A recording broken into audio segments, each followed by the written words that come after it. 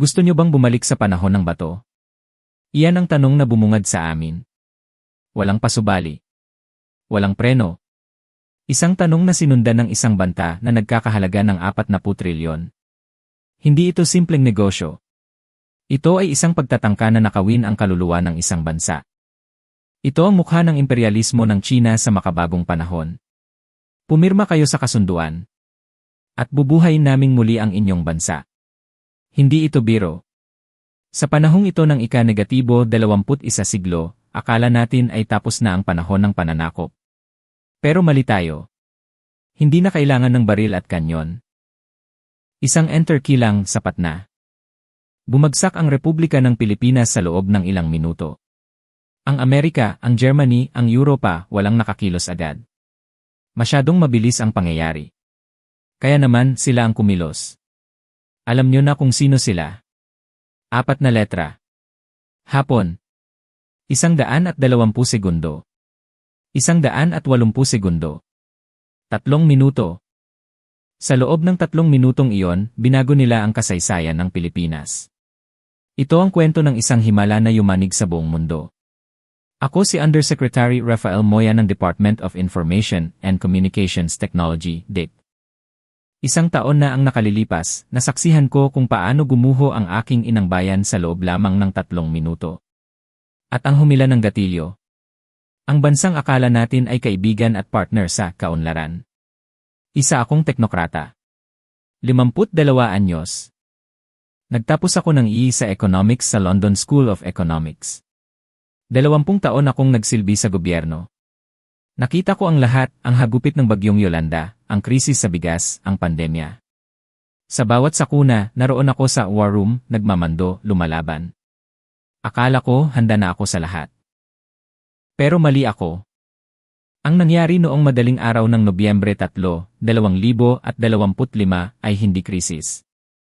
Ito ay isang pagpatay. Nobyembre 3, 2025. 3:17 Dan, National Cyber Security Center, Camp Aguinaldo, Quezon City. Ang aking opisina ay laging puno ng liwanag mula sa 3 dambuhalang monitor. Dito ko binabantayan ang pulso ng bansa, ang operasyon ng Port of Manila, ang daloy ng kuryente sa Luzon Grid, ang communication lines ng e-industry, at ang banking systems. Tahimik ang gabi. Sa labas, ang EDSA ay panatag sa mga oras na ito. Iilan na lang ang mga bus at jeep na bumabagtas. Umiinom ako ng kape, barako, matapang, walang asukal, habang tinatapos ang report para kay Pangulong Castillo. Bigla na lang, kumurap ang mga monitor. Isisisito, akala ko, voltage fluctuation lang. Sanay na tayo sa brownout. Pero iba ito. Ang mga ilaw sa Quezon ay hindi namatay. Ang namatay ay ang mga data streams. Ang kulay asul na mga linya sa screen na sumisimbolo sa normal na operasyon. Lahat sila ay naging pula. Wiying! Wiying! Umalinggaw ang emergency alarm. Isang tunog na humihiwa sa katahimikan ng Camp Aguinaldo. Sir! Bumagsak ang system, sigaw ni Engineer Santos, ang head ng AT Operations. Ang kanyang mukha, na karaniwang kalmado, ay namumutla ngayon. Naval radars, walang response.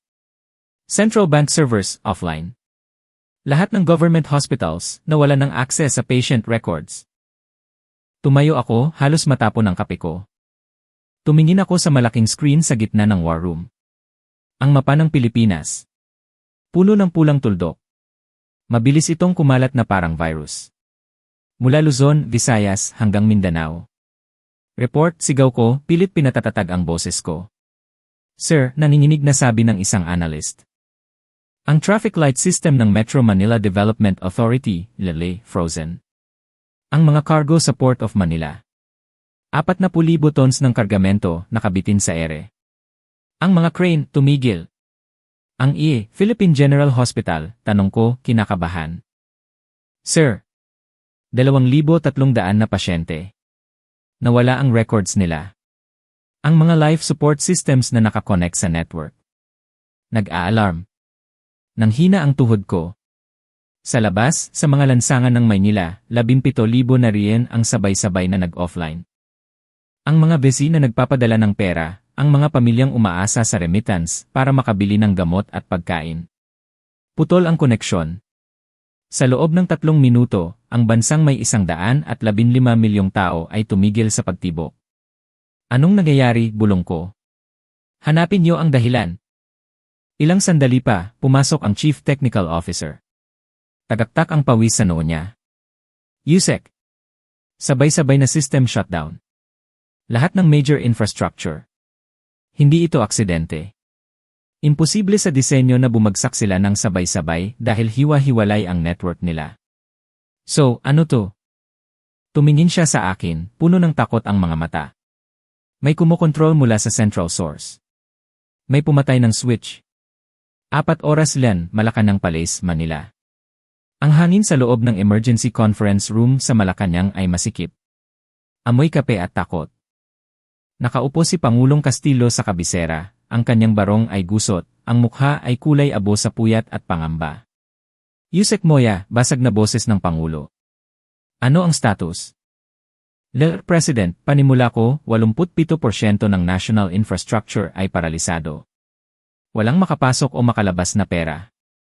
Walang komunikasyon ang militar. Ang nawawalang pera sa ekonomiya ay tinatayang 500 milyon pesos kada oras. At tumataas pa. Katahimikan. Ang Finance Secretary ay nakayuko, hinihilot ang sentido. Kayang ayusin ba? Tanong niya. Hindi namin alam, sagot ko. Hindi sumasagot ang system. Biglang umilaw ang main screen. Incoming video call, Beijing, Silk Road Tech Team. Bumigat lalo ang hangin. Alam na namin. Sagutin niyo, utos ng Pangulo. Lumabas sa screen ang mukha ng isang lalaki. Si Ia Liuan. Ang head ng Chinese tech team na naging partner natin sa Digital Modernization Program, 5 taon na ang nakakaraan. Nakaupo siya sa isang magarang opisina sa Beijing, may watawat ng China sa likuran. Magandang umaga sa inyong lahat sa Malacanang, bati niya. Kalmado. Masyadong kalmado. Nakikiramay kami sa nangyayaring system failure sa inyong bansa. Napakuyom ako ng kamao sa ilalim ng mesa. Nakikiramay. Liu, mariing sabi ko. Alam nating pareho na hindi ito simpleng failure. Ngumiti siya ng tipid. Nagulat din kami, Yusek Moya. Pero huwag kayong mag-alala. May solusyon kami. Anong solusyon? Pumirma kayo sa Digital Silk Road Enhancement Agreement, sabi niya sabay flash ng dokumento sa screen. Kapag pinirmahan niyo ito, sa loob ng 24 oras, ibabalik namin ang lahat sa normal. Binasa ko ang laman ng kasunduan. Halos masuka ako. Ibibigay ng Pilipinas ang buong control rights ng digital infrastructure sa loob ng 10 taon kapalit ng technical assistance at karagdagang $20 billion na investment. Ito ay hindi tulong. Ito ay pananakop. Kapag tumanggi kami, tanong ng Foreign Affairs Secretary. Lumawak ang ngiti ni Liu. Isang ngiting walang init. Nasa sa inyo ang desisyon. Pero, napakakomplikado ng system na itinayo namin. Kung iba ang gagalaw, baka tuluyang masira at hindi na maayos kailanman. Baka bumalik kayo sa panahon na walang internet, walang digital banking. Parang primitive era. Blackmail. Lantaran. Bibigyan ko kayo ng 24 oras, sabi ni Liu bago nag-black screen. Naiwan kaming tulala.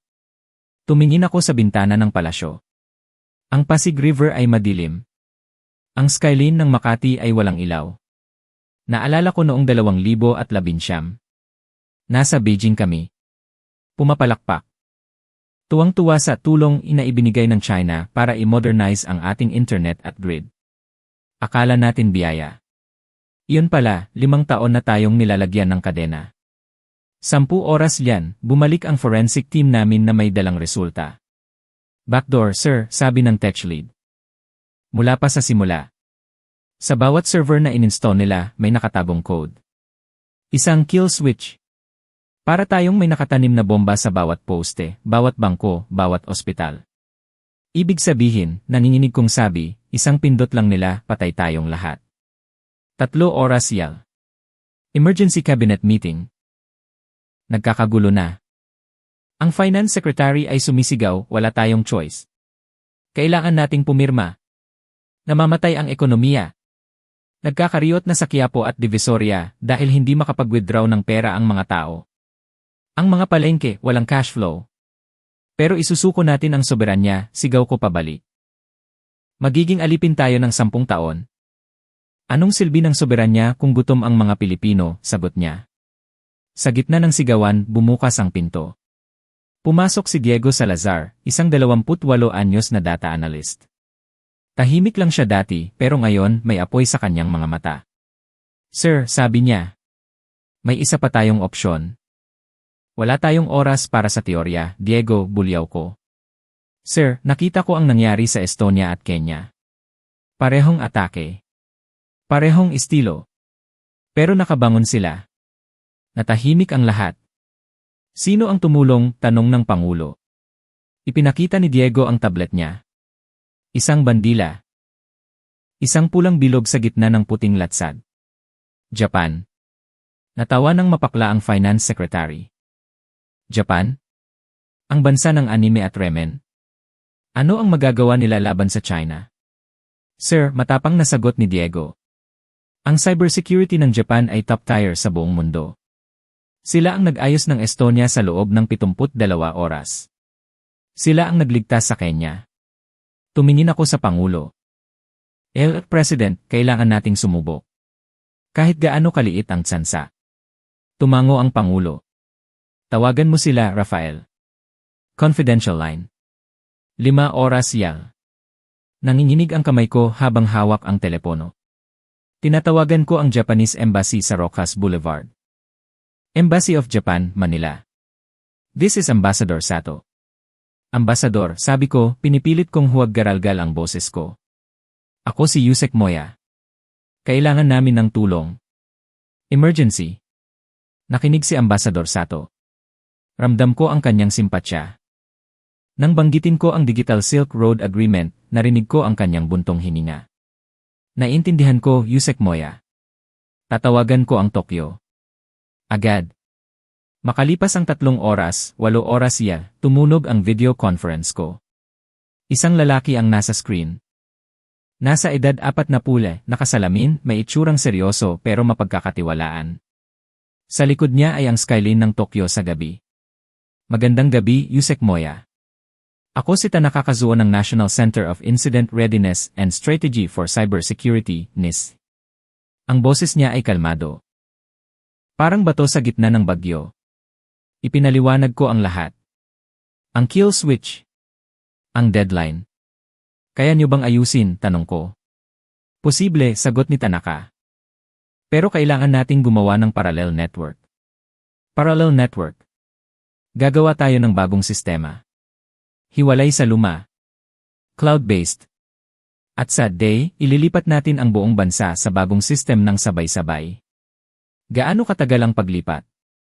180 seconds, sagot niya. Nasamid ako. 3 minuto. Ililipat ang buong Pilipinas sa loob ng 3 minuto. Iyon lang ang paraan para hindi ma-detect ng kalaban at ma-counter-attack. Pero kailangan namin ng 7 araw para i-build ang system. 7 araw. Binigyan lang kami ng 24 oras ng China. Ngumiti si Tanaka. Isang ngiting puno ng talino. Kaya nga kailangan nating magkunwari. Sabihin nyo sa China, pinag-aralan nyo pa. Magdelay kayo. Kami na ang bahala sa likod ng kurtina. Magkano, tanong ko, naghahanda sa $1 bilyong na singil. Wala, sagot ni Tanaka.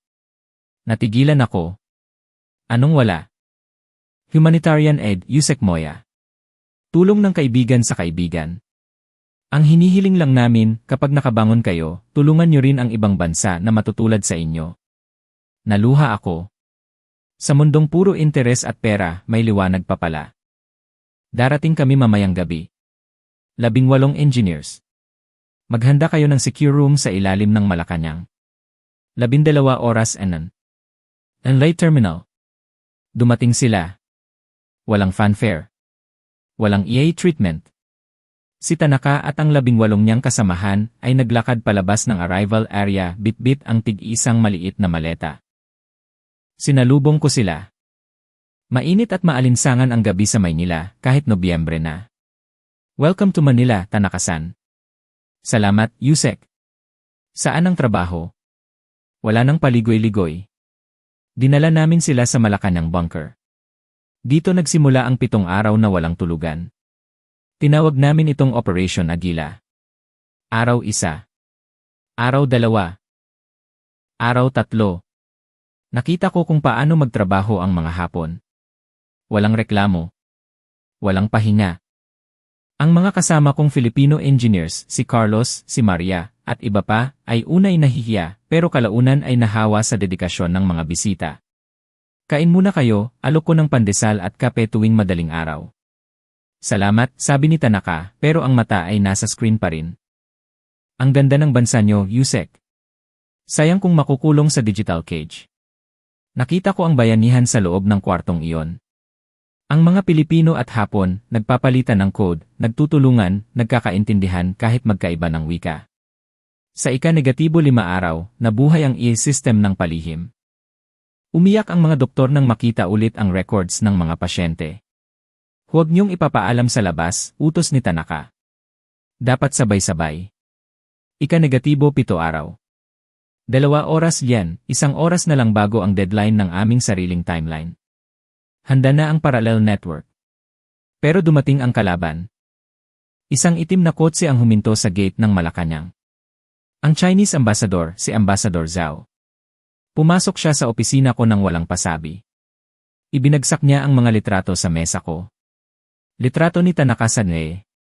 Litrato ng team namin sa bunker. Alam namin, Yusek Moya, malamig niyang sabi. May mga Hapon kayong tinatago sa ilalim. Ito ay paglabag sa kasunduan. Wala kaming nilalabag, tanggi ko, kahit nanginginig ang tuhod ko. Ihinto niyo yan. Ngayon din kung hindi, puputulin namin ang 400 billion pesos na investment sa Mindanao Railway Project at sa Kaliwa Dam. At sisiguraduhin naming hindi na magigising ang system nyo. Kailanman. Binigyan niya ako ng ultimatum. Hanggang 8 oras las. Umalis siya na parang hari. Bumaba ako sa bunker. Nakita ko si Tanaka at ang team. Pagod na sila. Alam na nila, sabi ko. Tumingin si Tanaka sa akin. Tumuloy tayo, Yusek. Wala nang atrasan. Sa labas ng Malacanang, sa Mendiola, nagkakagulo na. Ang mga rallyista ay sumisigaw. Ibalik ba ni kuryente? Ibalik dan pera namin. Ang pressure ay nasa amin. Kapag pumalpak kami sa 180 seconds na switch, burado ang lahat ng data ng Pilipinas. Magiging failed state tayo. 3 oras las. Operation Agila, final phase, anunsyo ni Tanaka sa mikropono. Lahat ng mata ay nasa dambuhalang screen. Ang mapa ng Pilipinas ay puno pa rin ng pula. Simulan ng countdown, utos niya. 180, 170. 178, pinindot ni Tanaka ang enter. Nagsimulang kumurap ang mga ilaw sa server room. Phase 1, security system switching, sigaw ni Yamamoto, ang deputy ni Tanaka. 150, 140. Biglang tumunog ang alarm. Warning, system conflict. Nagkaka-error sa Cebu Port Authority servers, sigaw ni Carlos, ang Pinoy engineer. Ayaw tanggapin ang bagong code. Nanlamig ako. Ito na ba ang katapusan? I-reroute nyo, sigaw ni Tanaka. Mabilis ang kanyang mga daliri sa keyboard. Gamitin ang backup gateway sa Davao nodes. Ang tunog ng keyboard typing sa kwarto ay parang ulan sa bubong ng yero. Mabilis. Walang humpay. 80. Conflict resolved. Pasok na ang Cebu. 50, 40. Nakita namin sa screen. Ang mga pulang tuldok. Isa-isang nagiging asul.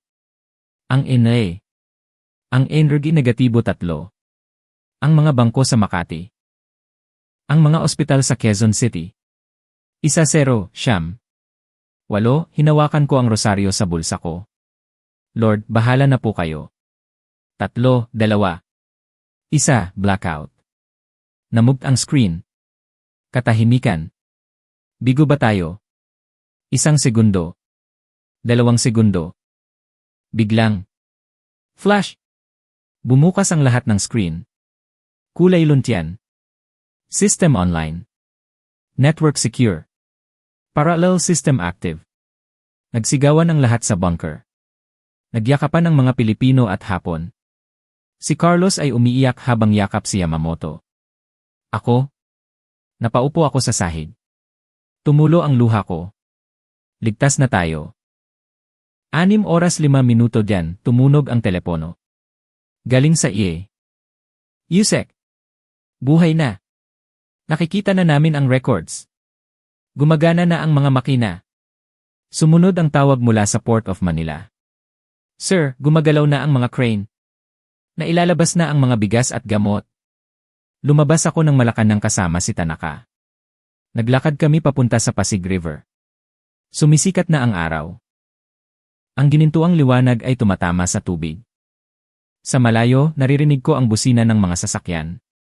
Ang ingay ng Maynila. Ang buhay ng Maynila. Hindi ko akalain na mamimiss ko ang traffic, pero sa sandaling ito, ang ingay ng lungsod ay musika sa aking pandinig. Salamat, Tanaka-san, sabi ko habang kinakamayan siya. Iniligtas niyo ang bayan ko. Ngumiti siya, pagod pero masaya. Ginawa lang namin ang tama, Yusek. Ang teknolohiya ay dapat nagpapalaya, hindi nangaalipin. Umalis sila kinabukasan. Tahimik tulad ng pagdating nila. Ilang linggo makalipas, pumirma ang Pilipinas at Japan ng ECF Japan Cyber Defense Pact. Nang tanungin ako ng media kung paano namin nagawa iyon sa loob ng 7 araw, ngumiti lang ako. Tumingin ako sa langit. Alam kong sa isang lugar sa Tokyo, may isang grupo ng mga cyber samurai na nakabantay, handang tumulong sa sinumang nangangailangan. Ang Pilipinas ay malaya. Hindi dahil sa swerte, kundi dahil pinili nating lumaban at may kaibigang humawak sa ating kamay sa gitna ng kadiliman. Ito ang kwento ng 180 segundo na hindi natin malilimutan.